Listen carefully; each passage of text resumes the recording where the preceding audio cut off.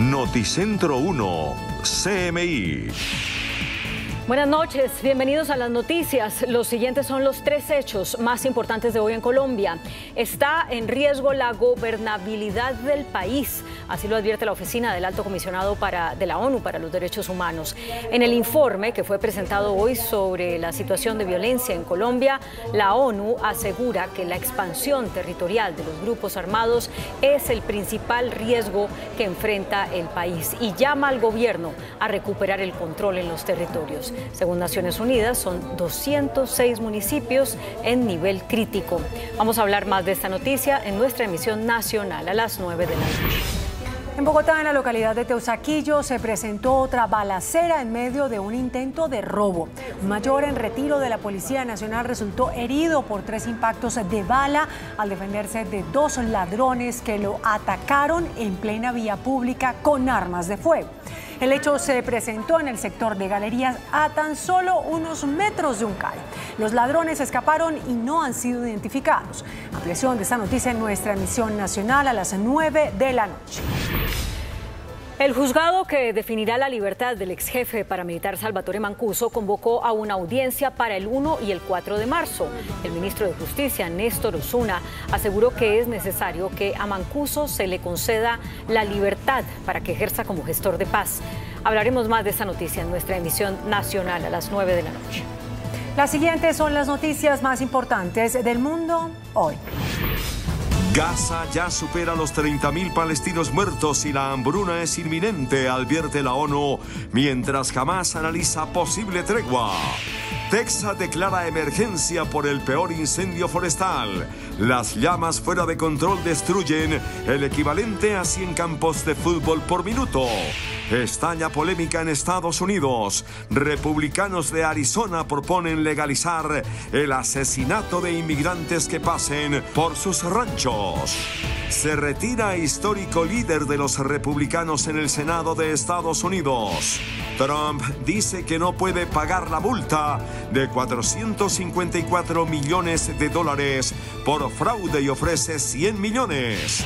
Cuba pide ayuda a la ONU por escasez de alimentos y anuncia mega aumento en precios de la gasolina. En la Franja de Gaza, durante los 145 días de guerra entre Israel y el grupo terrorista Hamás, al menos 30.000 personas han perdido la vida. La ONU advierte que 500.000 de personas están al borde de la hambruna. Desde el estallido de la guerra entre Israel y Hamás, el genocidio en Gaza no ha parado, complementado de una crisis humanitaria.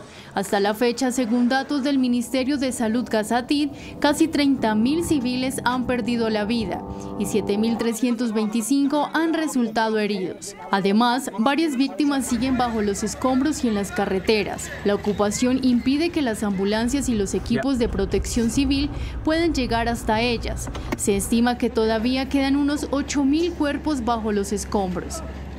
Por su parte, representantes de agencias humanitarias de la ONU advirtieron en el Consejo de Seguridad que más de 500.000 de personas en Gaza están al borde de la hambruna. Y a su vez, el Programa Mundial de Alimentos dijo que el enclave está experimentando el peor nivel de desnutrición infantil del mundo. No obstante, la Fuerza Aérea de Egipto realizó el primer lanzamiento aéreo de ayuda humanitaria en el norte y el centro de la franja, donde dejó caer un total de 50 toneladas de asistencia médica de urgencia. En Estados Unidos, el estado de Texas declaró zona de desastre en 60 condados por un incendio forestal fuera de control que en menos de 4 días ha consumido más de 300.000 hectáreas.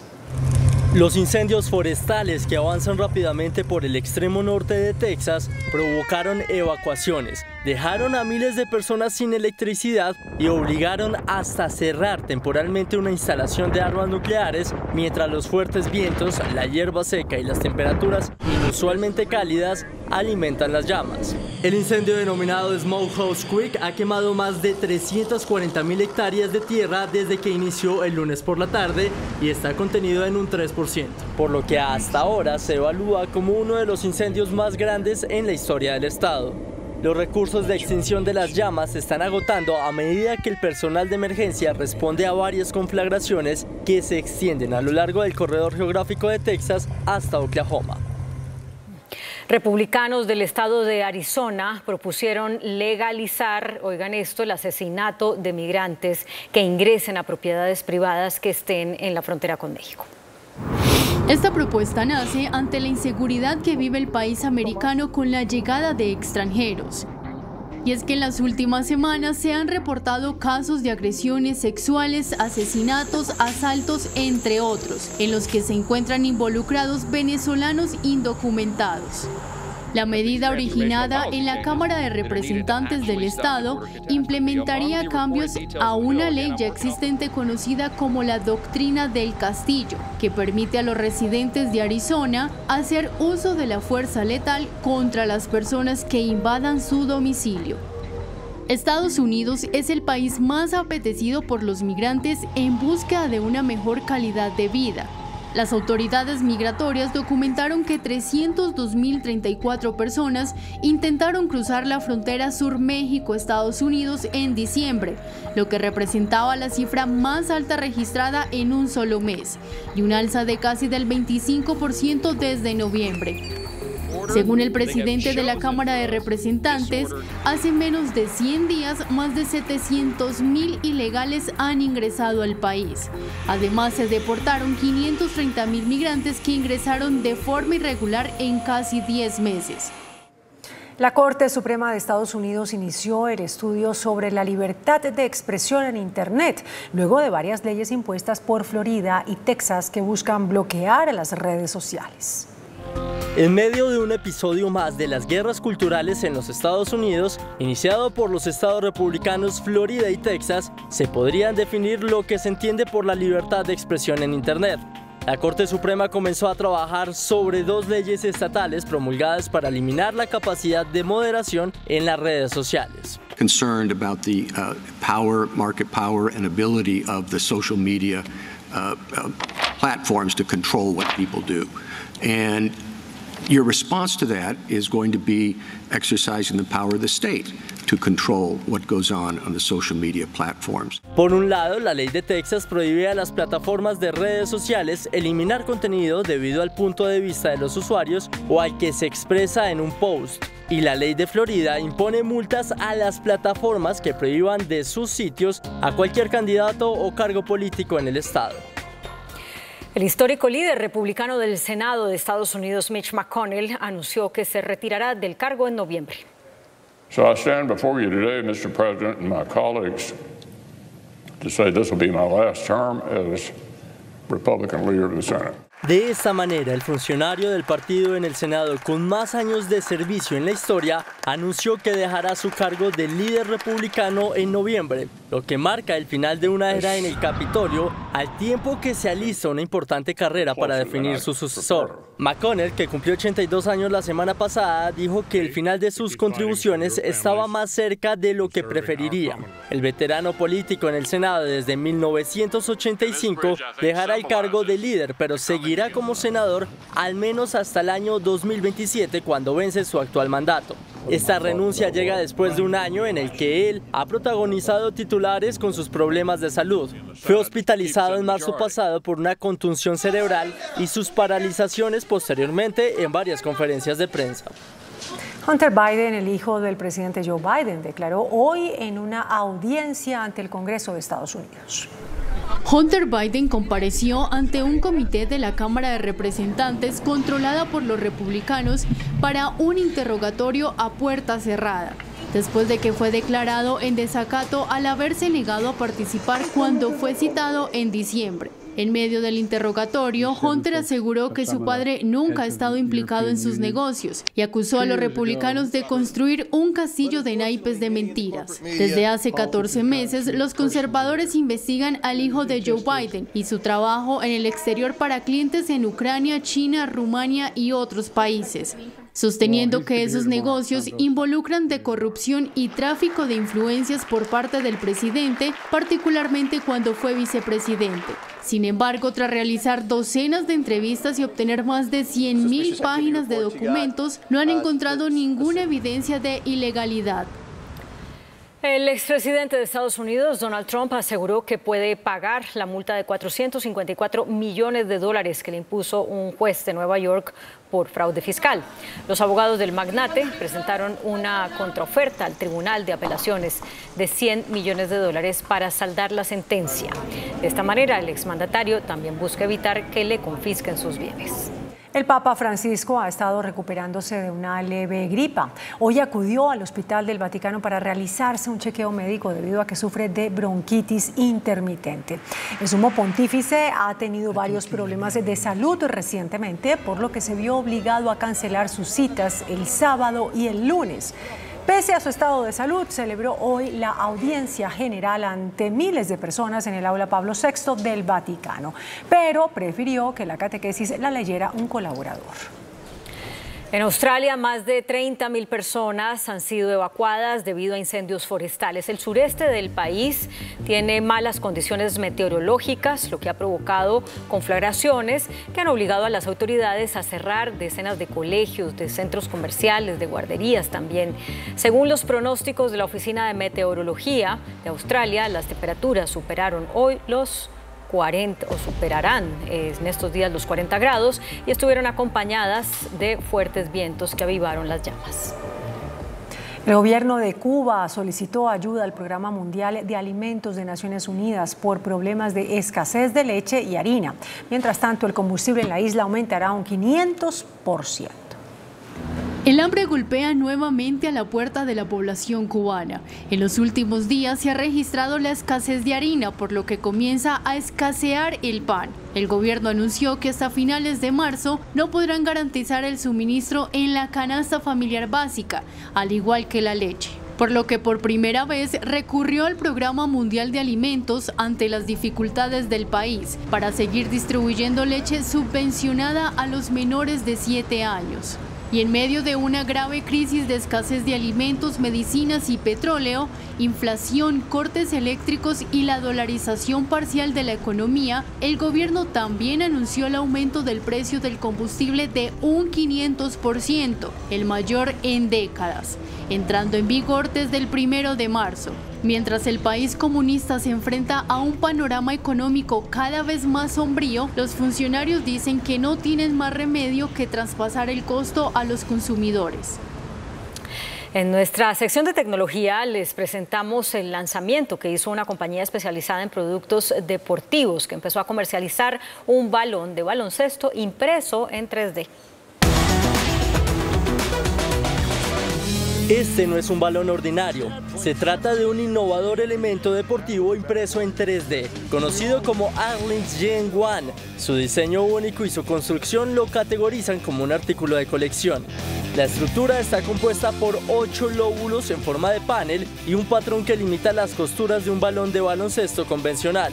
Sin embargo, a diferencia de los balones tradicionales que se llenan de aire, este balón obtiene su capacidad de rebote en una distribución reticular de polímero impresa en 3D, lo que no solo permite al balón replicar el vuelo y la sensación de un balón convencional, sino que también garantiza un rebote más consistente. La producción de este balón es extremadamente limitada y su precio supera los $2.500. Hola, ¿qué tal? Muy buenas noches, bienvenidos y bienvenidas a Entrevistas Canal 1. Este es el espacio habitual de nuestro director Yamid Amat. Pregunta Yamid. La Oficina del Alto Comisionado de la ONU para los Derechos Humanos ha presentado su más reciente informe sobre la situación de derechos humanos en Colombia. Precisamente nos acompaña su representante aquí en el país, doña Juliet de Rivero. Doctora, bienvenida a Entrevistas Canal 1. Buenas noches, muchas gracias por recibirme. Bueno, doctora, ¿cuál es el balance que hace la Oficina del Alto Comisionado para los Derechos Humanos de la situación de los derechos humanos en nuestro país? Bueno, tal vez primero empezar diciendo que sentimos que el gobierno ha hecho muchos esfuerzos para integrar un enfoque de derechos humanos en políticas claves del Estado, la política de seguridad humana, la política de desmantelamiento de organizaciones generadoras de violencia y la política de drogas, por ejemplo. Y que esto es algo positivo porque puede ayudar a resolver problemas de derechos humanos que estamos viendo en los territorios. También se ha adoptado la jurisdicción agraria, se ha transformado el SMAT. Entonces hemos reconocido varias medidas muy importantes que ha tomado este gobierno para cumplir con muchas recomendaciones internacionales en materia de derechos humanos.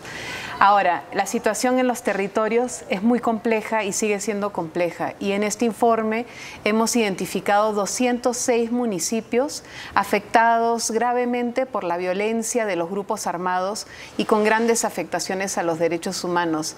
Y digamos que hemos visto una expansión territorial de estos grupos y nos preocupa que traten de controlar los territorios y que ejerzan su control con mucha violencia contra la población. ¿Cómo se manifiesta esa expansión territorial? ¿Qué se está buscando a través de esa expansión? Pues hemos visto que los grupos armados hacen presencia en territorio para, digamos, facilitar sus economías ilícitas y que ponen bajo mucha presión a las poblaciones, extorsionándolas, amenazándolas, restringiendo su movimiento. Ahora están tratando de incidir en sus estructuras organizativas, tanto las comunales como las organizaciones de base. Desconocen a las autoridades indígenas y afrodescendientes en los territorios. Y nos parece muy grave porque se están tratando de apropiar totalmente del territorio, utilizando la violencia contra la población que vive en esos territorios y que ha protegido esos territorios y el medio ambiente de esos territorios históricamente. Doctora, cuando usted dice apropiarse del territorio, ¿lo podríamos traducir en que en este momento hay un riesgo de gobernabilidad, por lo menos en esos 206 municipios? Sí, hoy día hemos alertado sobre eso. Existe un riesgo de pérdida de gobernabilidad para Colombia y eso es algo muy serio. El Estado es el garante de los derechos humanos y el Estado tiene que llegar a todos los territorios para proteger a niñas, a niños que están siendo víctimas de reclutamiento infantil por estos grupos. Nos preocupa mucho la violencia de estos grupos y el efecto que eso tiene sobre poblaciones indígenas, en algunos casos poniéndola verdaderamente en riesgo de exterminio. Bueno, ustedes dicen que el municipio más crítico en este momento de esos 206 es Tame, en Arauca. ¿Qué está pasando en Tame? O sea, ¿por qué la violencia allí en este momento es la más crítica del país? Pues este índice ve 5 indicadores: el homicidio de defensores, los desplazamientos, los confinamientos, los homicidios de exintegrantes de las FARC y las masacres. Entonces, en Tame es donde han sucedido más estos eventos y donde se ha ejercido mucha violencia contra la población civil. Hoy día invitamos a un personero de Tame a hablarnos de su experiencia e incluso la institucionalidad está amenazada cuando trata de proteger los derechos humanos y defender a la población de estos ataques. Bueno, doctora, usted está hablando justamente del tema del asesinato de líderes, de personas defensoras de los derechos humanos. ¿Cuál es el balance que tienen en este momento, en este informe que presenta la Oficina del Alto Comisionado?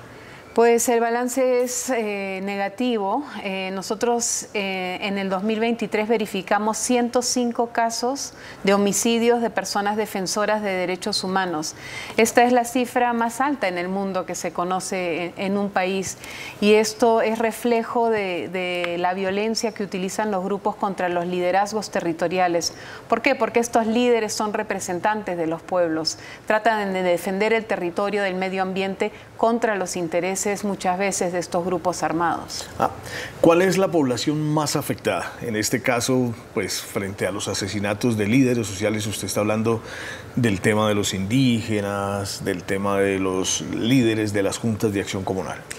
Pues en los casos que hemos verificado, 33% de los casos conciernen miembros de juntas de acción comunal, es decir, que se está tratando de destruir la autonomía del poder comunal de las poblaciones y también hemos visto el asesinato de líderes indígenas y afrodescendientes y particularmente nos preocupa la situación en Cauca, en Nariño, en lugares donde se está destruyendo los liderazgos indígenas y afrodescendientes.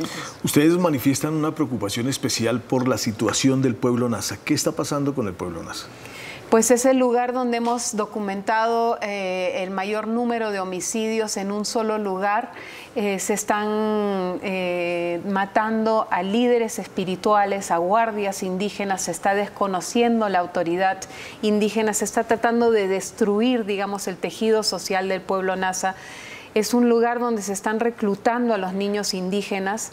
Hemos documentado 134 casos de reclutamiento de niños y niñas en el país y muchos de ellos son niños indígenas y de estas zonas que están siendo reclutados a las filas de estos grupos armados. Entonces es una situación verdaderamente preocupante y que pone en riesgo la pervivencia cultural y física del pueblo Nasa. Ajá. Bueno, usted está tocando un tema que pues es muy sensible, es el tema del reclutamiento de los niños, niñas y adolescentes, especialmente los indígenas. ¿Qué está pasando? ¿Por qué los grupos armados en este momento están dedicados a reclutar menores? E incluso hablando con el personero de Tame, Arauca, él hablaba de una situación especial en el reclutamiento de los niños allí en Arauca y que los estarían llevando de otras partes de Colombia allí a Arauca. Sí, nosotros documentamos 134 casos en 2023, pero hay un subregistro reconocido del reclutamiento infantil porque las familias tienen mucho miedo de reportar esto porque ponen en riesgo la vida de sus hijos que se los han llevado. Tienen mucho miedo a sufrir represalias. Entonces, esta violación a los derechos de los niños es más amplia de lo que realmente se ve. Los grupos armados utilizan a los niños para generar violencia. Son vulnerables los niños. Vienen de lugares o de pueblos donde sufren la vulnerabilidad de sus derechos económicos y sociales. Entonces son presa fácil para estos grupos que utilizan la violencia para consolidar su poder y sus economías ilícitas en territorio. Bueno, ya que hablamos de este tema, doctora, en este informe ustedes denuncian 53 casos de violencia basada en género, pero están haciendo una denuncia de trata de niñas con fines de explotación sexual. O sea, es decir, que los grupos armados están reclutando, bueno, no sé, maltratando a estos niños, a estas niñas y llevándolos a los campamentos. Eso hemos visto en el caso del departamento del Chocó y de Nariño, que se está explotando a niñas para llevarlas a los campamentos de grupos armados, para abusar de ellas sexualmente, y nos preocupa mucho que ellas sean víctimas de este tipo de flagelo y que no se pueda prevenir este tipo de situación. También hemos visto que en el marco del control social que tratan de ejercer estos grupos han habido casos de violaciones contra mujeres o niñas incluso casos delante de sus familiares, como para castigarlas, para controlar mejor a la población y sembrar el miedo y el terror en las mujeres. Doctora, usted hablaba de destruir el poder comunal, destruir los liderazgos. ¿Qué están buscando estos grupos armados justamente al asesinar a los líderes sociales, al asesinar a los indígenas, a los líderes espirituales y a los miembros de las juntas de acción comunal? Ellos quieren suplantar a las organizaciones comunitarias, quieren suplantar a las autoridades, quieren suplantar a las organizaciones de base para ser la única voz de los territorios, para defender sus propios intereses que tienen que ver con las economías ilegales que ellos manejan en territorio. A ellos no les conviene tener comunidades fuertes que hablan, que se defienden y que representan la situación que están viviendo. Ellos quieren acallar esas voces y seguir con sus negocios y fortalecerse en los territorios donde están despojando los recursos naturales, donde están manejando corredores para diferentes negocios. Bueno, doctora, usted ha estado recorriendo permanentemente el país y de allí ha escuchado muchas voces que precisamente hablan de esta situación. De esas voces que usted ha escuchado, ¿cuál es la que más la ha impactado frente a lo que está denunciando? Pues todas las voces me impactan mucho, pero la de las personas defensoras de derechos humanos realmente nos estremece porque se sienten muy solos, sienten que se están enfrentando a una violencia que destruye sus movimientos, que destruye toda una trayectoria construida por la paz. Y creo que hay que acompañarlos, hay que darle voz a las defensoras y a los defensores de derechos humanos, hay que entender su situación y por eso le estamos pidiendo al gobierno que instale un diálogo permanente con las organizaciones sociales de base, con las organizaciones de los territorios independientemente de las negociaciones que hay con armados, para escuchar directamente a las organizaciones de base cuáles son las necesidades en los territorios y cómo se puede sembrar paz en esos territorios. Bueno, ya que usted menciona al gobierno y los diálogos con esos grupos armados, o sea, ¿qué ha pasado? En este momento tenemos 2 mesas de negociaciones, de conversaciones con 2 grupos armados, el Estado Mayor Central por un lado y el Ejército de Liberación Nacional, y ya se viene la mesa con la segunda Marquetalia. ¿Esto ha servido de alguna manera o por el contrario cada grupo sigue ejerciendo su poder en los territorios? Pues nosotros saludamos los esfuerzos que el gobierno está haciendo para tratar de llegar a una paz total en Colombia por diferentes medios. Creemos que si los grupos realmente tienen un compromiso con la paz, lo tienen que demostrar en el trato que le dan a la población en los territorios donde tienen presencia y control. Ellos tienen que respetar los derechos humanos de la población para demostrar que realmente tienen un compromiso por la paz. Y yo creo que hay que mirar eso de cerca y asegurarnos que los temas que realmente afectan a las comunidades sean parte de los diálogos. Por ejemplo, el reclutamiento infantil. Llamamos a los grupos a liberar a todos los niños que tienen reclutados menores de 18 años. Ellos tienen un futuro por delante, ellos tienen que regresar a sus familias y gozar de su vida tranquilamente sin necesidad de ser parte de esta guerra que no es de ellos. Pero, doctora, ¿usted considera que el gobierno, dadas estas cifras, debería trazar unas líneas rojas en esas mesas de conversación, por ejemplo, para evitar el reclutamiento, el asesinato de líderes sociales, de líderes indígenas, de líderes comunales? Pues yo espero que este informe ayude al gobierno a tener una mirada de lo que está pasando en los territorios para que evalúe sus estrategias. Para nosotros lo más importante es que el gobierno y el Estado se fortalezcan en estos territorios, que se fortalezca la gobernabilidad de estos territorios para poder proteger mejor los derechos de la población. Esta población no puede seguir abandonada. Las políticas muy buenas en materia de derechos humanos que este gobierno ha adoptado tienen que tener un impacto en los territorios. No se pueden quedar en el papel en Bogotá, tienen que traducirse en realidades. Y esto requiere un esfuerzo de acompañar la institucionalidad local, departamental, para hacer frente a estas situaciones y darle mejor respuesta al sufrimiento de la población en territorio. Bueno, ella es Juliet de Rivero, es la representante del Alto Comisionado para los Derechos Humanos de la ONU, y con ella estamos hablando aquí en Entrevistas Canal 1.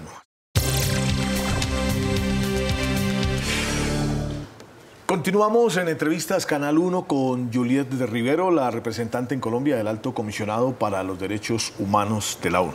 Doctora Juliet, hemos cambiado de gobierno, pero pues parece que las cifras de violación de derechos humanos no cambian. ¿Qué ha pasado? ¿Si ha servido que haya llegado este gobierno progresista de izquierda para mejorar algunos indicativos o no ha servido? Yo tengo que ser honesta y decirle que este gobierno está haciendo muchos esfuerzos para abordar las problemáticas estructurales de derechos humanos que tiene este país.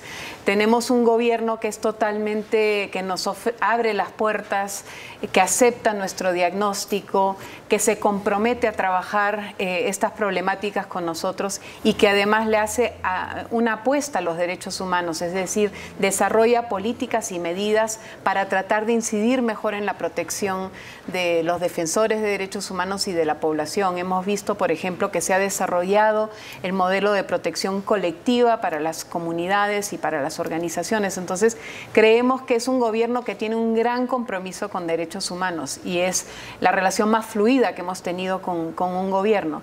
Sin embargo, la situación territorial es muy grave y ellos tienen que atender esta situación de manera muy urgente porque se está perdiendo en gobernabilidad y en protección de derechos humanos. Entonces, ahí, ¿cuál es justamente el llamado que ustedes le hacen al gobierno? El llamado es implementar el acuerdo de paz del 2016 y reforzar la capacidad del Estado en los territorios, ahí donde están débiles. Recuperar la gobernabilidad y atender las grandes crisis de derechos humanos que hay en los territorios. Pero tienen que acompañar a las autoridades locales, reforzar a las autoridades locales y también hacerlo de la mano de las organizaciones sociales de base y con los pueblos indígenas y sus autoridades. Bueno, el Alto Comisionado para la Paz, Oti Patiño, ha hablado mucho de que este año es el año de la territorialización de la paz. es decir, llevar la paz a los territorios. Se habla de unos posibles diálogos regionales, especialmente en Nariño y posiblemente también en el Chocó. ¿Cómo ven desde la ONU esta posibilidad teniendo en cuenta la situación que se está viviendo en los territorios? Pues creo que estamos todavía estudiando cuál es la modalidad de estos diálogos. Ayer estuve reunida con el gobernador de Nariño y me explicaba un poco cómo querían organizar estos diálogos, pero nosotros pensamos que si existen diálogos regionales para tejer la paz, tienen que tener dos objetivos o dos consecuencias. Uno es reforzar la presencia del Estado y la capacidad del Estado en los territorios. Y segundo, reforzar la capacidad de las organizaciones sociales de bases y hacerlas partícipes de la construcción de la paz. La paz no se puede construir solamente en diálogos con armados. La paz se tiene que construir con la sociedad civil organizada y con los pueblos de Colombia que han resistido durante generaciones al conflicto armado en sus territorios. Pero digamos, si se hace una mezcla, un sancocho, como decía por ahí alguien famoso, un sancocho nacional, y poner a hablar por un lado a los armados, por el otro lado a los líderes, a la sociedad civil, eso no termina como en algo que no va para ningún lado. Nosotros creemos que es importante que se establezcan diálogos directos con las organizaciones de base. O sea, aparte de los armados. Aparte, en un entorno que sea seguro para ellas para hablar. La interlocución tiene que darse con garantías y estas comunidades han defendido estos territorios durante décadas. Conocen el territorio, conocen las soluciones, tienen expectativas, han hecho diagnósticos y pueden trabajar con el gobierno y con el Estado para construir la paz territorial. Bueno, hablando más del informe, el tema de las masacres. ¿Hemos bajado el número de las masacres? ¿Han subido las masacres? Desafortunadamente documentamos y verificamos 98 masacres en el 2023. Esto es un aumento respecto al año anterior. Nos preocupa, es una forma de violencia y de terror que tienen los grupos en los territorios. Y no es un buen indicador de la situación de seguridad que se vive en los territorios. Cuando se presente este informe, que lo va a hacer el alto comisionado, si alguien preguntara cuál es la situación de derechos humanos en Colombia, ¿qué habría que responder? El alto comisionado va a presentar este informe oficialmente en el Consejo de Derechos Humanos de Naciones Unidas en Ginebra en estos días. Yo creo que hay que decir que hay un gobierno abierto y dispuesto a mejorar la situación de derechos humanos y atender causas estructurales del conflicto y la desigualdad en Colombia. Hemos visto un gobierno que está tratando de llegar a los territorios y cambiar la forma en que se hace la inversión social en esos territorios. Sin embargo, los grupos armados están ejerciendo mucho poder en los territorios y causándole mucho daño a la población. Y el gobierno tiene que darle prioridad a la protección de la población y llegar a esos territorios con sus nuevas políticas y sus nuevas visiones. Pero bueno, en este momento estamos en dos ceses de fuego bilaterales activados. Por un lado el ELN y por el otro lado el Estado Mayor Central de las FARC. ¿Esto ha servido o al contrario, el cese al fuego ha sido aprovechado por estos grupos armados para continuar esa expansión territorial? Yo creo que el mismo presidente Petro ha dicho que estos ceses tienen un sentido si impactan favorablemente en la vida de las comunidades. Y por eso estamos haciendo este llamado de atención y por eso estamos llamando a los grupos armados a respetar los derechos humanos y el derecho internacional humanitario en los territorios. Si ellos quieren negociar la paz, tienen que demostrar esa buena voluntad, respetando los derechos de los niños, de las mujeres en los territorios, respetando a las autoridades indígenas y afro de los territorios y respetando al movimiento organizativo de los territorios, que están ahí para defender no solamente el territorio, pero el medio ambiente y la vida de las comunidades. Ustedes tienen una parte aquí que se llama privaciones arbitrarias de la vida. Me estaba explicando antes que son las mismas ejecuciones extrajudiciales. ¿Siguen ahora las ejecuciones extrajudiciales en Colombia? ¿Han bajado o desaparecieron? Pues nosotros documentamos algunos casos, hemos documentado en el 2023 37 casos, son casos que involucran a la fuerza pública, son casos que hemos verificado 30 de ellos, 7 seguimos verificándolos. Son casos que discutimos, que revisamos actualmente con el Ministerio de Defensa para ver qué es lo que está pasando y también para que el Ministerio de Defensa impulse el esclarecimiento de los hechos y, si necesario, la justicia. Entonces, quiero saludar que tenemos esas puertas abiertas para presentar estos casos y abordarlos de manera muy honesta con las autoridades del Estado. ¿Y ya se han reunido con el Ministerio de Defensa para presentar Sí, muchas veces, periódicamente nos estamos reuniendo, revisando los casos, hablando de situaciones y digamos, intercambiando sobre las medidas tanto de sanción como de prevención que se pueden tomar en diferentes casos. Pero pese a estos 37 casos que se presentan, que están investigando, de los cuales hay 30 verificados, ¿consideran ustedes que ha cambiado la actitud de las fuerzas militares frente al respeto de los derechos humanos?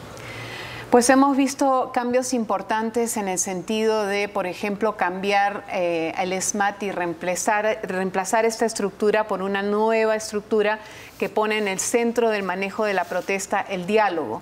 Hemos visto la adopción de una política de derechos humanos nueva para el Ministerio de Defensa. Pero lo que nos preocupa es que la fuerza pública tiene que jugar un papel más activo en los territorios, previniendo situaciones de violaciones de derechos humanos y protegiendo a la población. Los ceses no deben impedir ese rol de la fuerza pública y su coordinación con todas las instancias del Estado para proteger a la población. Doctora, como le decía, usted ha recorrido muchos territorios. En eso que usted me está diciendo, ¿siente usted que las Fuerzas Armadas podrían estar en este momento con las manos cruzadas para no actuar? ¿O qué está pasando? ¿Por qué no están, como usted dice, cumpliendo ese rol de proteger a la población? Pues decirle que es un privilegio para mí viajar por todo Colombia, ver su belleza y también la fortaleza de su gente y su capacidad de propuesta. Nosotros valoramos muy positivamente la nueva política de seguridad y el nuevo enfoque que tiene el Ministerio de Defensa a los temas de seguridad. Y creemos que en el 2024 es necesario implementar ese cambio de política en los territorios. Eso es lo que se necesita actualmente y que esa política se articule con la política de desmantelamiento y también con la nueva política de drogas que también trae un enfoque de derechos humanos importante. Bueno, ayer llegó al país, después de 16 años de pagar una condena en Estados Unidos, uno de los jefes paramilitares más sanguinarios, Salvatore Mancuso. ¿Cómo reciben ustedes ese regreso de Mancuso al país y qué significa que ahora sea un gestor de paz? Pues inmediatamente mis pensamientos son con las víctimas de graves violaciones de derechos humanos de las cuales él fue responsable. Esperamos que él realmente se comprometa con una verdad genuina, que aporte una verdad genuina que pueda ayudar a sanar ciertas heridas de las víctimas y que se resuelvan los casos de justicia en el sistema nacional colombiano por los que él tiene que responder. Es importante que se luche contra la impunidad y que se logre la justicia para las víctimas de este país. ¿Cómo entender o cómo explicarle justamente a esas víctimas que ahora él va a adelantar esa función de paz? Nosotros siempre vamos a estar al lado de las víctimas en exigir verdad y en exigir justicia. Y en exigir justicia en los procesos formales de la justicia colombiana. Y vamos a seguir acompañándonos en ese proceso y en ese reclamo que es su derecho y digamos que Colombia tiene una deuda hacia las víctimas para hacer justicia en todos estos casos. Bueno, ¿cuándo le van a presentar oficialmente el informe ya al presidente o al gobierno? ¿O ya lo presentaron? No, ya lo presentamos. Ellos incluso revisan el informe antes de que lo hagamos público, nos dan sus insumos para poder corregir cosas que necesitan ser corregidas, entonces ellos ya lo tienen. Ayer estuve reunida con la vicepresidenta hablando del contenido del informe y nuestras preocupaciones sobre los territorios y hemos recibido, digamos, el respaldo del gobierno en el diagnóstico que estamos haciendo. Bueno, doctora, muchísimas gracias. Muchas Mañana gracias a ti. va para el Cauca, ¿no? Sí, así es. Bueno, buen viaje por allá. Bueno, muchas gracias. Muchas gracias. Ella es Juliette de Rivero, la representante en Colombia de la Oficina del Alto Comisionado para los Derechos Humanos de la ONU. A ustedes muchas gracias por estar aquí en Entrevistas Canal 1 y les invitamos a continuar en Noticentro 1 CMI.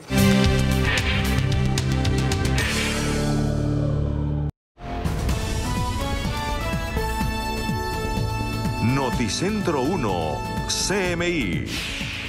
Gobernabilidad del país está en riesgo por expansión de grupos armados ilegales, dice la ONU. La situación de violencia es crítica en 28 departamentos y 206 municipios, indica informe de Naciones Unidas. ELN, disidencias y Clan del Golfo ya hacen presencia en 20 localidades de Bogotá, asegura Defensoría. 8 ciudades colombianas entre las más peligrosas del mundo. Intento de robo en Bogotá termina en balacera. Un herido.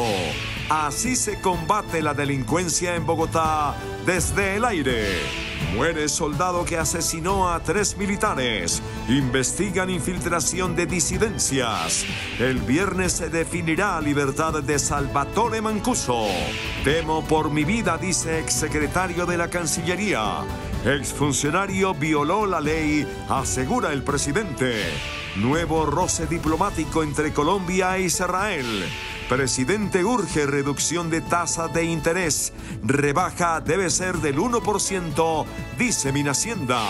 Falta de quórum impide discusión de reforma pensional. Iniciamos nuestra segunda hora de noticias. Está en riesgo la gobernabilidad del país. Así lo advirtió la representante en Colombia de la Oficina del Alto Comisionado de la ONU para los Derechos Humanos, Juliette de Rivero, en su informe sobre la situación de violencia en Colombia. Ahí asegura que la expansión de los grupos armados afecta a 28 de los 32 departamentos y da cuenta además de un aumento en las masacres y en la criminalidad. Según la ONU, Colombia vive una expansión territorial de los grupos armados que tiene a 206 municipios como de altamente críticos y que ponen en jaque la gobernabilidad. Existe un riesgo de pérdida de gobernabilidad para Colombia y eso es algo muy serio. El Estado es el garante de los derechos humanos y el Estado tiene que llegar a todos los territorios para proteger a niñas, a niños que están siendo víctimas de reclutamiento infantil por estos grupos. Nos preocupa mucho la violencia de estos grupos y el efecto que eso tiene sobre poblaciones indígenas, en algunos casos poniéndola verdaderamente en riesgo de exterminio. Tame, en Arauca, es hoy por hoy el municipio más crítico del país. Nos parece muy preocupante que los grupos armados se ensañen contra la población. Eso es lo que hay que prevenir, más que cualquier otra cosa. Cómo están abusando los derechos de la población en los territorios que están controlando y donde tienen incidencia. La ONU expresa su preocupación por la situación que está viviendo el pueblo Nasa en Cauca, con el asesinato de líderes y lideresas espirituales, jóvenes y guardias indígenas. Hay un intento de cooptar los espacios que ellos han ganado, de crear nuevas organizaciones para reemplazar las voces de las comunidades, y esto es un peligro para Colombia y para la gobernabilidad en Colombia. El reclutamiento de niños y niñas en el conflicto está desbordado. La ONU verificó en 2023 134 casos, de los cuales 75 víctimas pertenecían a pueblos étnicos. Por su parte, el presidente Gustavo Petro aseguró que hay tendencia a la disminución de la criminalidad. Reveló las más recientes cifras sobre tasas de homicidios, robos y masacres. Ante un auditorio compuesto por empresarios internacionales del turismo, el cuerpo diplomático acreditado en Colombia y gobernadores de varios departamentos del país, el presidente Gustavo Petro afirmó que las cifras demuestran la reducción en varios tipos de delitos. Tenemos una reducción del homicidio, no un ascenso como pareciera, sino un descenso de 2,5%. Tenemos una reducción del 44% en secuestro simple, 44%. Masacres cayeron 52%. El presidente Petro dijo que el gobierno está enfocado a reducir aún más los índices de inseguridad para fomentar la llegada de turistas extranjeros. La Defensoría del Pueblo alertó por la presencia de disidencias de las FARC, también del ELN y de integrantes del Clan del Golfo en las 20 localidades de Bogotá. Un llamado a las autoridades locales y a la policía hizo el defensor del pueblo Carlos Camargo al revelar que en 20 localidades de Bogotá hacen presencia grupos armados. Riesgos en 20 localidades del distrito capital, de manera de que hemos dicho también que hacen presencia grupos armados ilegales como el Estado Mayor Central, las disidencias, las facciones de Iván Mordisco. Hemos dicho también que el Ejército de Liberación Nacional reaccionó al informe de la ONU presentado esta mañana, donde se afirma que la violencia ha empeorado.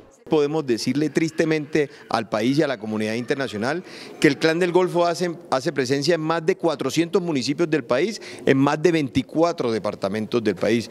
Hizo referencia a la crítica situación que se presenta en el tapón del Darién por el paso desmesurado de inmigrantes. Vemos que hay un represamiento a la fecha desde el fin de semana de aproximadamente 8.000 personas, población migrante de distintas nacionalidades. Diariamente son 2.000 personas las que están atravesando.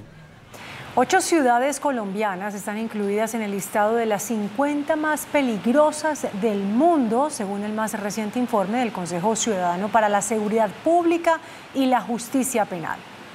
Colombia nuevamente es protagonista de un listado de inseguridad.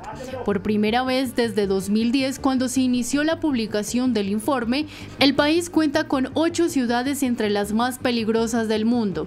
En el puesto 24 aparece Buenaventura, con una tasa de 51 homicidios por cada 100.000 habitantes. El distrito portuario registró 162 asesinatos durante el 2023. Es preocupante que Buenaventura aún siga permaneciendo dentro de las 50 ciudades más peligrosas del mundo. Es de anotar que si bien en otrora aparecía entre las 10 primeras, ha disminuido, pero lo ideal sería que Buenaventura no apareciera en ese rating. Sincelejo está rankeada en el lugar número 25 con un aumento del 73% en los homicidios. Cali es el número 29 del escalafón. El año pasado fue la ciudad con más asesinatos con un total de 1.046, lo que deja una relación de 43,6 casos por cada 100.000 habitantes. Las otras ciudades son Santa Marta en el puesto 28, en el 42 está Cúcuta, Palmira en el 44 y Barranquilla en el 49.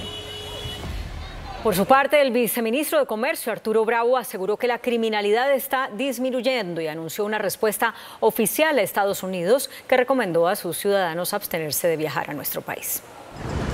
Esta alerta de seguridad expedida recientemente por la Embajada de Estados Unidos en Bogotá, en la que advierte sobre la continua amenaza de la delincuencia en Colombia y recomienda no venir al país, motivó una respuesta del gobierno colombiano que prepara un informe con cifras de disminución del crimen que serán enviadas al gobierno estadounidense. Estamos ya adelantando las acciones pertinentes en ese sentido con la Cancillería y con ProColombia. El viceministro de Turismo sostiene que en la capital del país han mejorado las condiciones de seguridad. Durante la vitrina turística de Anato se conoció que el alto gobierno ha dado la orden de fortalecer la policía de turismo. La Delegación de Paz del Gobierno con el ELN confirmó la liberación de todos los secuestrados que se encontraban en poder del ELN. A través de un mensaje en la cuenta de X, la oficina del Alto Comisionado confirmó la noticia. Durante el 5º ciclo de diálogo de paz desarrollado en México, el gobierno entregó una lista al ELN de 26 secuestrados reportados a través del mecanismo de monitoreo y verificación. Hoy podemos afirmar que ninguna de estas personas se encuentra en cautiverio, se reveló. El personero de Tame, Arauca, denunció que los grupos armados están reclutando niños de 12, 13 y 14 años en otros departamentos y los están trasladando a Arauca para ser parte del conflicto que enfrenta a disidencias y al ELN. El personero lo dice sin pelos en la lengua. Hay una nueva modalidad de reclutamiento forzado. Muchos niños, niñas y adolescentes por parte de grupos generadores de violencia en el territorio están siendo trasladados de sus regiones para fortalecer la presencia en diferentes regiones del país. Debo decirlo con mucha tristeza que se ha desarraigado del territorio jóvenes que han sido llevados a Arauca, jóvenes del Cauca, de Nariño, del Caquetá, y que están fortaleciendo esas estructuras de grupos armados ilegales que están en el territorio. Se trataría de niños que ni siquiera los mismos grupos armados consideran como listos para ingresar a las filas. Estamos hablando de niños de 13, 14 años, es decir, incluso muy menores a lo que los mismos actores armados no estatales establecen de la edad de 15 años. El personero estuvo hoy en Bogotá para la presentación del informe de la ONU sobre derechos humanos en el país. Un intento de robo en Bogotá terminó nuevamente en balacera. En el hecho, 2 presuntos delincuentes hirieron con arma de fuego a un mayor en retiro de la policía, a quien intentaron quitarle una gruesa suma de dinero. Otra balacera en medio de un hecho de delincuencia se presentó en Bogotá. En el sector de Galerías, en la localidad de Teusaquillo, un mayor en retiro de la policía resultó herido por impacto de bala al defenderse de un robo. Mayor en uso de buen retiro se encontraba realizando una llamada telefónica y es sorprendido por un ciudadano por un intento supuestamente o presuntamente de hurto. El oficial en retiro fue trasladado al Hospital Central de la Policía. Con un impacto a la altura del tobillo, un impacto a la altura del glúteo derecho y un impacto a la altura de la ingle. De los 2 ladrones que lo atacaron no hay información, escaparon. Comienza la persecución de este sujeto, quien posteriormente, después del intercambio de disparos, aborda una motocicleta y emprende la huida del sector. Este hecho se presentó a pocos metros de un CAI de la policía, por lo que la comunidad exigió más efectividad de los uniformados. Desde el aire, con 2 helicópteros se combate a la criminalidad en Bogotá. Noticentro 1 CMI acompañó a uno de estos, o mejor, acompañó uno de estos patrullajes que se realizan las 24 horas del día. Debido al refuerzo que autorizó la Policía Nacional, Bogotá cuenta con 2 helicópteros las 24 horas del día, que están disponibles tanto para patrullajes de rutina como para reacción inmediata. Las 2 aeronaves cuentan con su tripulación diurna y nocturna. Unos son los planes preventivos, los cuales después de hacer un análisis del delito, se priorizan puntos para hacer patrullajes en las horas pico. Los equipos de alta tecnología con los que cuentan estas aeronaves permiten a los uniformados que las tripulan realizar seguimientos de este tipo a los vehículos que transitan por la capital del país. Relativamente no se le puede escapar nada, ya que están equipados con la última tecnología en cuanto a cámaras y equipos de búsqueda. Tenemos cámaras que nos pueden facilitar la búsqueda tanto en el día como en la noche. Tenemos sensores de infrarrojos, sensores térmicos. Esta tecnología que Noticentro 1 CMI pudo conocer en un sobrevuelo que acompañó a la metropolitana de Bogotá le permite a la policía apoyar las persecuciones en tierra que se dificultan por el acceso o por la ventaja de tiempo que tengan los delincuentes, pues para las aeronaves llegar del norte de la ciudad al centro tarda menos de 5 minutos. Al delincuente darles a entender que con el apoyo de la comunidad y la articulación con nuestra tecnología y nuestros equipos que tenemos, ningún delincuente se nos va a escapar. Los permisos de vuelo para las salidas de emergencia de los helicópteros son inmediatos y la respuesta de las aeronaves es menor a 15 minutos a cualquier punto de la ciudad.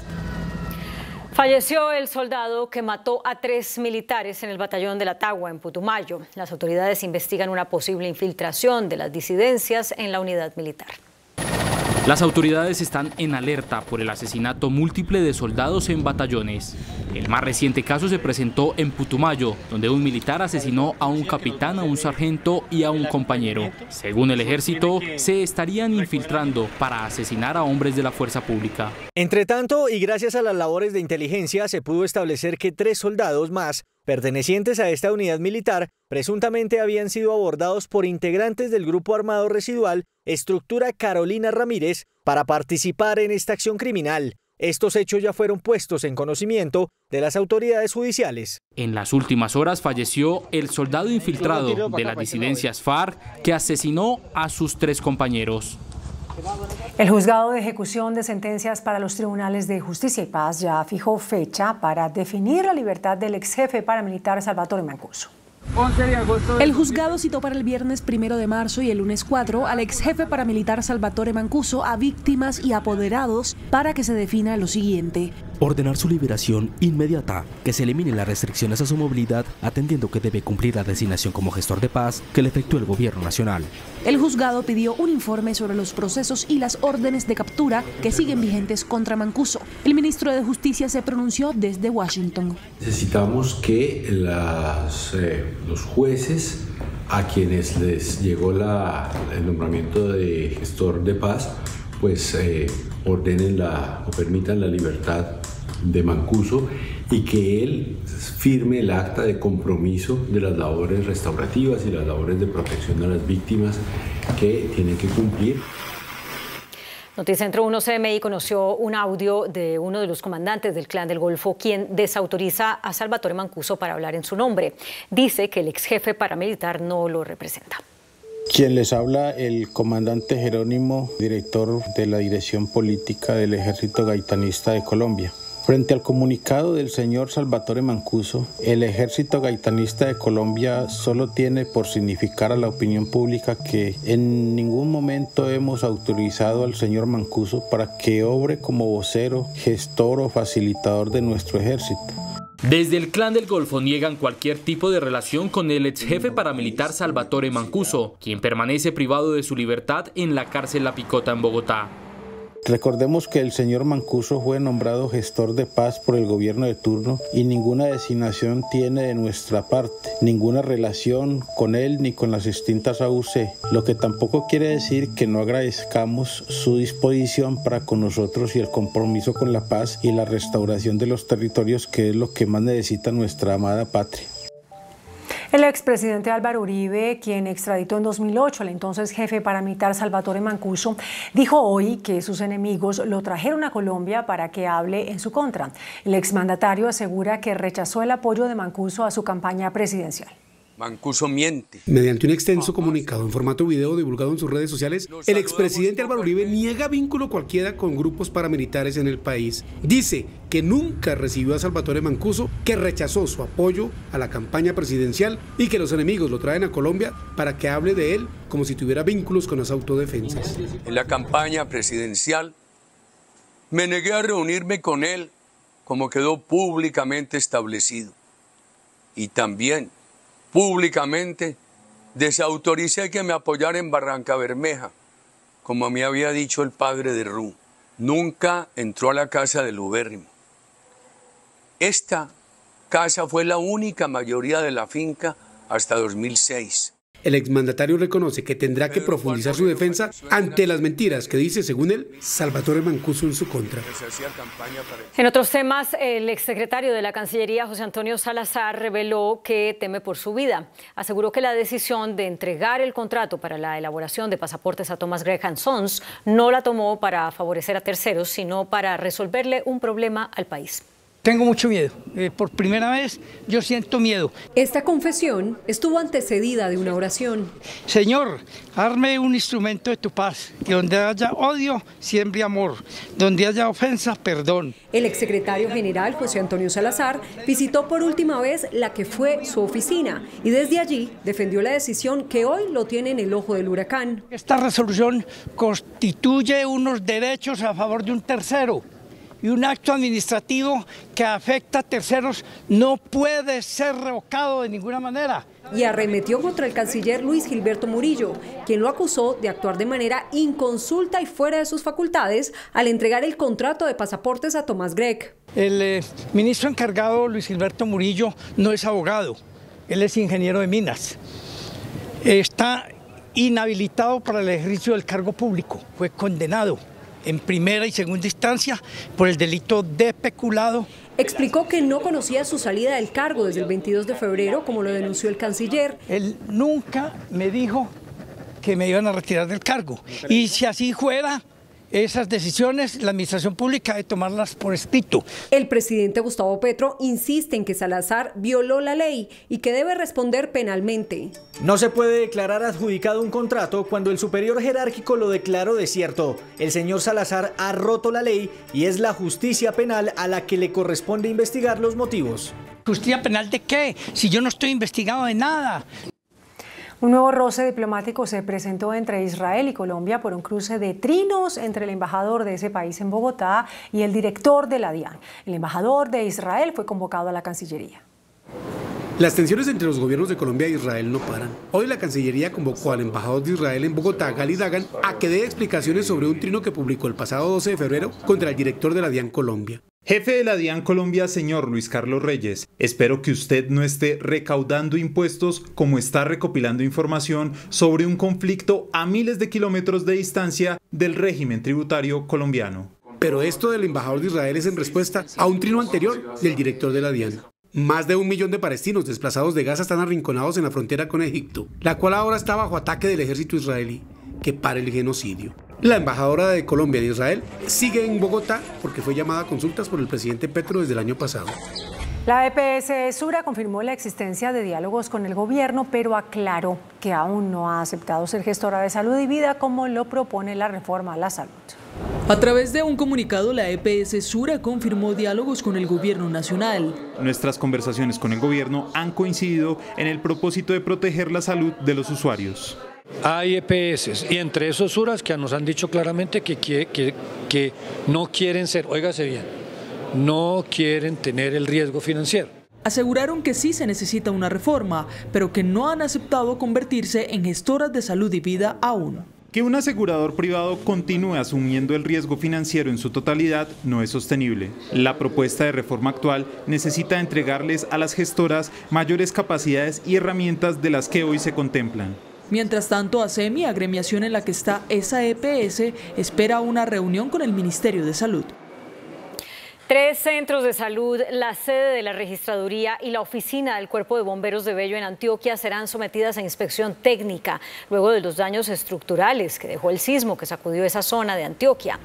El sismo tuvo una magnitud de 4,0 grados en la escala de Richter, que causó pánico en Medellín y en Bello y afectó un edificio en la capital antioqueña que fue evacuado preventivamente. En Cartagena inició este miércoles el proceso para la demolición del edificio Acuarela en cercanías al Castillo San Felipe y que mantuvo en riesgo la declaratoria de Patrimonio Histórico y Cultural de la Humanidad de la Heroica. Desde muy temprano las autoridades hicieron la toma de posesión del predio donde se encuentra la edificación que será demolida por la empresa Atila.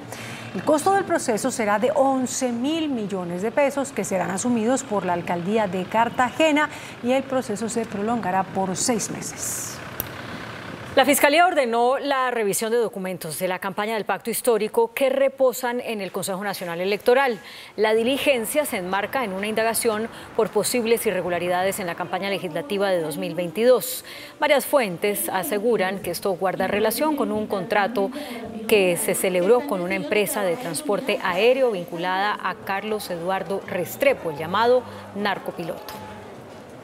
La Corte Constitucional ordenó al gobierno que implemente a más tardar en 6 meses una política pública para agilizar las solicitudes de refugio. En un fallo con ponencia de la magistrada Paola Meneses, la Corte le ordenó al gobierno que brinde soluciones para superar los obstáculos administrativos y normativos que hoy tienen represadas miles de solicitudes de refugio.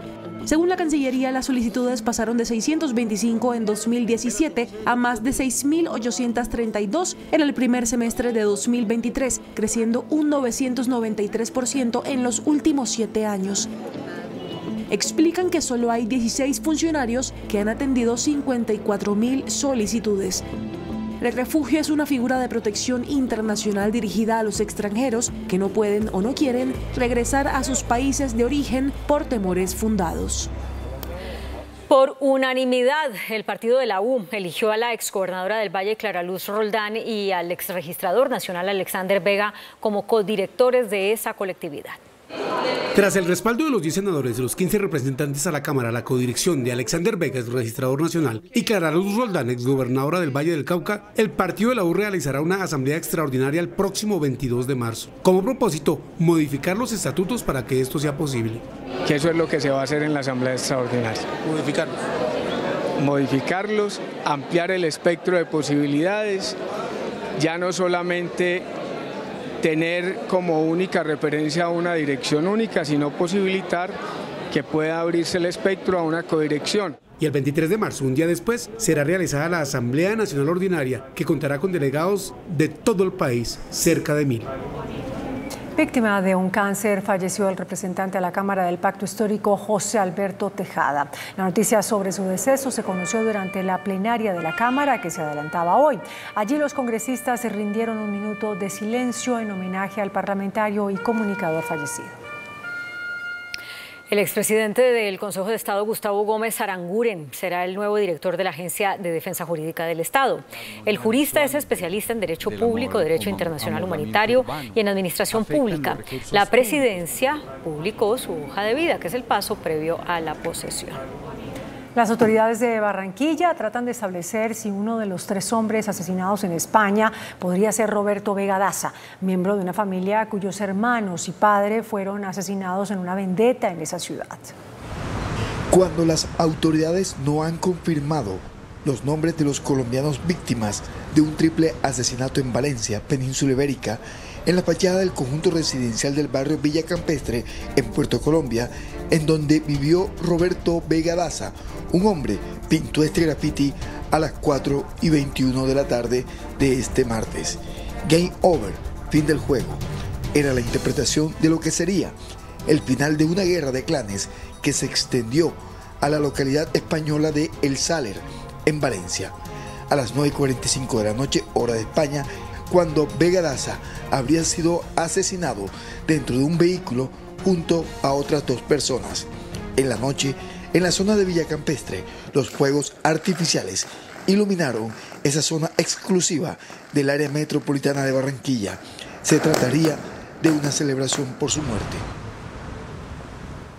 Nuevamente, la agroindustria de la caña es objetivo de violentos. En las últimas horas, la Asociación de Cultivadores de Caña denunció un nuevo ataque armado contra un trabajador. Esto fue en el ingenio del Cauca, en Padilla, municipio del norte de ese departamento. Los hechos se habrían presentado luego de que los delincuentes intentaran robar caña de uno de los cultivos. La plenaria de la Cámara estudiará un proyecto de ley con el que se castigará con penas de hasta 15 años de cárcel el acoso sexual de menores en redes sociales. La Comisión Primera de la Cámara aprobó un proyecto de ley para que se impongan penas de hasta 15 años de cárcel para los adultos que acosen sexualmente en redes sociales a menores de edad. Hay adultos que hoy extorsionan a los niños, le piden fotografías de desnudos a los niños y a las niñas, y a partir de ahí es una conducta. A partir de la aprobación de esta ley, que tendrá sus siguientes debates, será una conducta punible. La iniciativa busca penalizar una práctica conocida como el grooming o engaño pederasta, con la que un adulto se gana la confianza de un menor para obtener contenido sexual. En primer debate, un tipo que contempla una pena de 10 a 15 años y una multa de más de 2.000 salarios mínimos para los que infrinjan la ley. El proyecto pasará a plenaria de Cámara. La exsecretaria de Movilidad de Bogotá, Deyanira Ávila, aseguró que sería un error retomar el sistema de carro compartido en la capital. La próxima semana se anunciará el cambio en el pico y placa de la ciudad. El alcalde Carlos Fernando Galán planteó la posibilidad de retomar el sistema de carro compartido, que exime de la restricción a quienes transiten con 3 acompañantes, sistema que fracasó en la anterior alcaldía. Lo que se buscaba era optimizar el uso del carro particular y los bogotanos no lo hacían, que significaba que iban en promedio una persona por vehículo ocupando todo el espacio, y eso lo que generó en su momento fue mayor congestión. Según los estudios que dejó, es muy reducida la posibilidad de cambiar a restringir únicamente a horas pico, pues perdería el ingreso monetario de pico y placa solidario. La modificación que ustedes hicieron fue rotar las placas. ¿Eso se podría hacer nuevamente? ¿Sacaría carros de circulación? Efectivamente, eso se puede realizar. Recordemos que cuando hicimos la modificación en el 2023, en enero, hicimos un gran compromiso de hacer unas medidas cada trimestre para evaluar si efectivamente necesitábamos hacer una nueva rotación. Efectivamente, los análisis están. La primera semana de marzo se anunciará el cambio en el pico y placa. Donald Trump es eliminado de las primarias en el estado de Illinois por su papel en el asalto al Capitolio. De otra parte, la Corte Suprema de Estados Unidos aceptó validar la inmunidad penal de Trump. Incendios forestales están fuera de control en Texas. Las noticias del mundo en Noticentro 1 CMI. Un juzgado del condado de Cook ordenó a la Junta Electoral de Illinois eliminar al exmandatario Donald Trump de los tarjetones electorales en las primarias del Partido Republicano por su papel en el asalto al Capitolio. La defensa del magnate tiene hasta el viernes para apelar la decisión. En el norte de Texas, Estados Unidos, un devastador incendio ha incinerado 370.000 hectáreas de bosque, lo que ha obligado a evacuar a la población. Las autoridades han mostrado preocupación ya que otra conflagración se aproxima a la principal planta de ensamblaje de armas nucleares del país. La Corte Suprema de Estados Unidos acordó decidir sobre la reclamación de inmunidad judicial de Donald Trump sobre los cargos presentados por un abogado especial que implican sus esfuerzos para anular su pérdida de las elecciones 2020. El magnate es el primer expresidente en ser procesado penalmente. El presidente Gustavo Petro afirmó que no se justifica mantener las tasas de interés cuando la inflación está controlada. Durante el acto de instalación de la 43ª vitrina turística de ANATO, el presidente Gustavo Petro atribuyó la caída en el turismo interno a las altas tasas de interés y envió el siguiente mensaje. Pero no hay excusa para mantenerla alta hoy, porque la inflación indudablemente está ya bajo control. Otro de los mensajes del presidente Petro estuvo dirigido a las aerolíneas. Dijo que las tarifas de los tiquetes evidencian un monopolio. Tenemos precios de tiquetes de monopolio. Ustedes hablan de los impuestos, pero yo hablo del precio. No digo que me aleje de esa discusión, pero si aquí no entran aerolíneas o no se hacen aerolíneas, Atenas es un fracaso mío. Porque yo le he entregado a Satena líneas internacionales para que las coja, construidas, digamos, en la relación diplomática, y las bota. Por su parte, el ministro de Hacienda, Ricardo Bonilla, sostuvo que la reducción de las tasas de interés debe ser por lo menos de un 1%.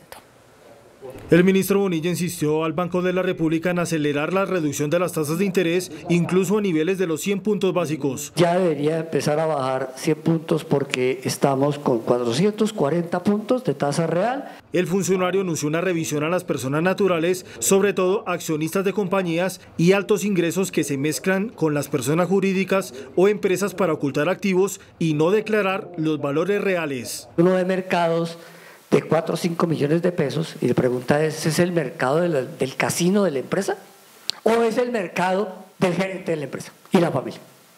Y resulta que es el mercado del gerente de la empresa y la familia, no es del casino.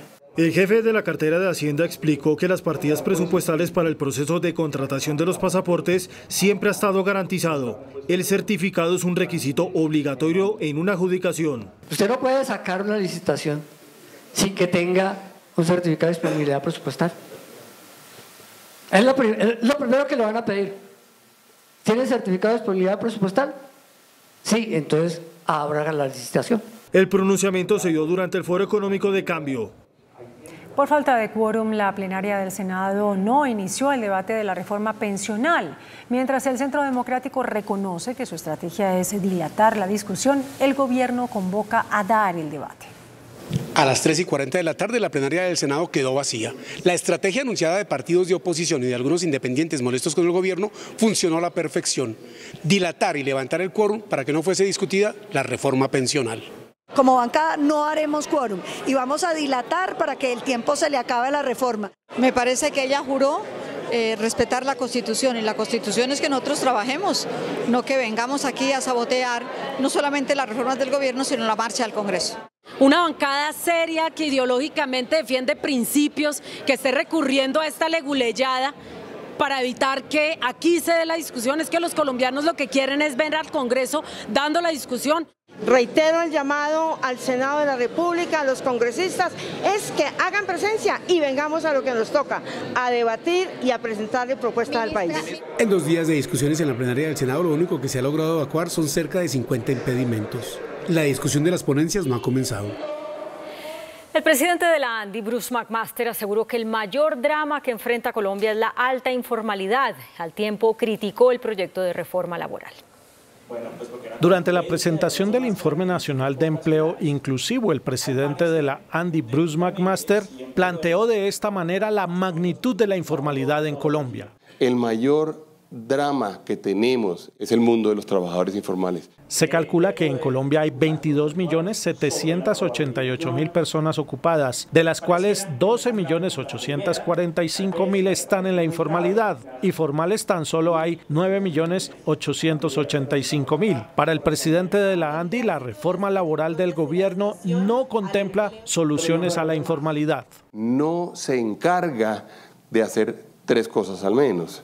No se encarga de mejorar la empleabilidad y la generación de empleo en Colombia, no se encarga de reducir la informalidad y no se encarga de aumentar la productividad. Mientras la ministra de Trabajo, Gloria Inés Ramírez, denuncia un carrusel de empresas que ofrecen trabajos temporales, el exministro de esa cartera, Ángel Custodio Cabrera, afirma que el proyecto de reforma laboral dejará sin empleo a cerca de 500.000 trabajadores. Se acaba el carrusel de las empresas temporales que traslapan los derechos de los trabajadores y trabajadoras. Una motivación del gobierno que está plasmada en el proyecto de reforma laboral. Cuando son misiones, ustedes saben que las misiones tienen tiempo, no son permanentes. Mientras que para el ex ministro de la cartera de Trabajo, las empresas temporales cumplen funciones estacionales y dan empleo a cerca de 500.000 personas que, de aprobarse la reforma, asegura quedarán por fuera de la fuerza laboral. Por la necesidad de la producción, por la necesidad del servicio. La empresa temporal puede tener sus trabajadores todo un año, inclusive a contrato a término indefinido, pero el empleador ante una situación de esa pues no contrata más, entonces está en riesgo un gran número de puestos de trabajo que generan estas empresas. En el país hay más de 600 empresas temporales.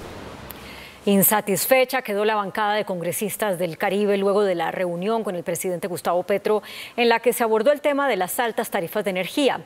Los parlamentarios dicen que mantendrán la huelga legislativa hasta que se tomen medidas.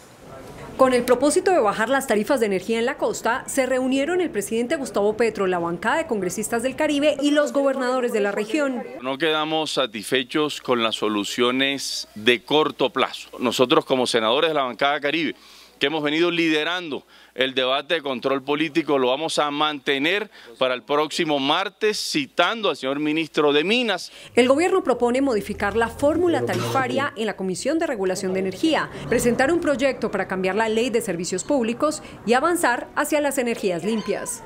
Es increíble, por ejemplo, Córdoba, con 3 generadoras de energía, es el kilovatio más caro del país.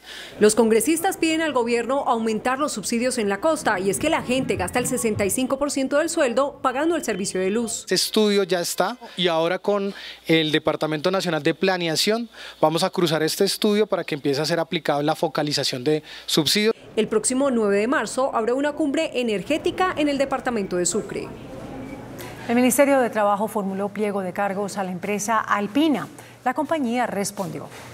Por promover pactos colectivos con trabajadores no sindicalizados, el Ministerio de Trabajo formuló pliego de cargos contra la empresa de productos lácteos Alpina.